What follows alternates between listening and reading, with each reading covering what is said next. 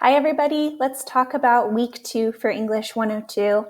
So this week you have your first major assignment due. It's your evaluative annotated bibliography.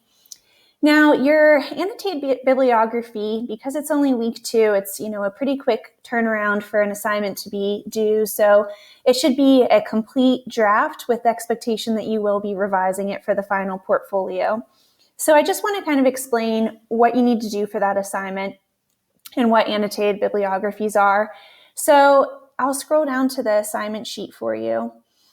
So on the assignment sheet, it describes that annotated bibliographies are records of what you read, and their purpose is to inform the reader of the relevance, accuracy, and quality of your sources. So you're going to need to create a list of 6 to 8 sources. They should be related to your area of inquiry, as in other words, related to the project you've chosen. At least 4 need to be from peer-reviewed academic journals, and 1 should be from a newspaper. And so then the other 1 to 2 or 3 sources can be of your choosing. So you're going to include the source reference, and then you're going to have a paragraph underneath each source. And in that paragraph, which is what we call the annotation, you're going to describe the type of source, is it academic or non-academic? You're going to talk briefly about the credibility. You're going to summarize the source, including its methodology, findings, and main claim and conclusion.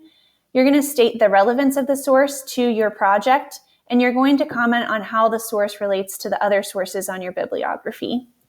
You're also going to do a reflective cover letter. It should be 1 to 2 pages, and it should be a letter, and it should respond to the questions on the prompt. Your audience is other scholars and researchers, so you need to assume that your audience is unfamiliar with your research topic and field.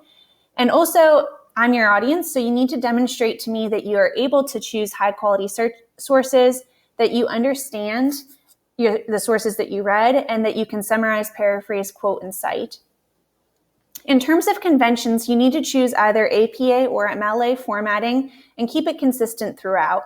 Each description or annotation should be around 200 to 250 words, but I'm not too picky about word count. It just needs to be a fully developed paragraph.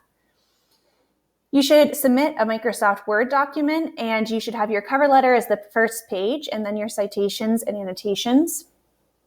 Now, in terms of grading, you'll find a pretty detailed list of what I'm grading you on, including, having the right number of sources, identifying the type of credibility, identifying the main claim, etc. So those are your guidelines. See here. Now, going back. So for week 2, you need to do some things to prepare. So you're going to read the materials on eCampus, and then you're going to read Chapter 2 in Joining Academic Conversations, which introduces you to the idea that when we write academically, we're interacting with other scholars through their published pieces. The easy writing chapters are going to help you to read critically, because this week you're going to be reading a bunch of academic sources, and you need to have strategies for how to read them and how to take notes and evaluate them.